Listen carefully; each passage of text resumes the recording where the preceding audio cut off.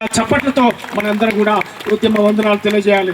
9 సంవత్సరాల అమ్మాయిని పెళ్లి చేస్తే 9 సంవత్సరాల అమ్మాయిని పెళ్లి చేస్తే తన ఒళ్ళో కూర్చోబెట్టుకొని పలకా బలపం చేతికిచ్చి ఆ తల్లికి అక్షరాలు నేర్పి ఆమెను ఈ దేశానికి మొట్టమొదటి పంతులమ్మని చేసిన మహానుభావుడు మహాత్మా పూలే. గట్టిగా చప్పట్లతో మనం మహాత్మా జ్యోతిబా పూలేకు మనం జోహార్లు చెప్పాలి, వారికి వందనాలు చెప్పాలి.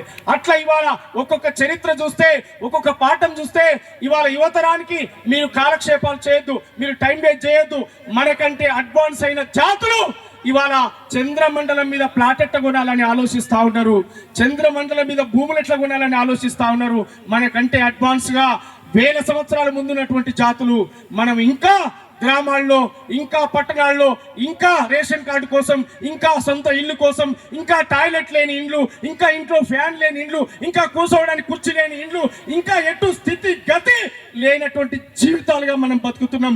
నా మిత్రులారా, ఈ సభకు అర్థం ఈ ఊరు నుంచి రేపు IAS లు, IPS లు,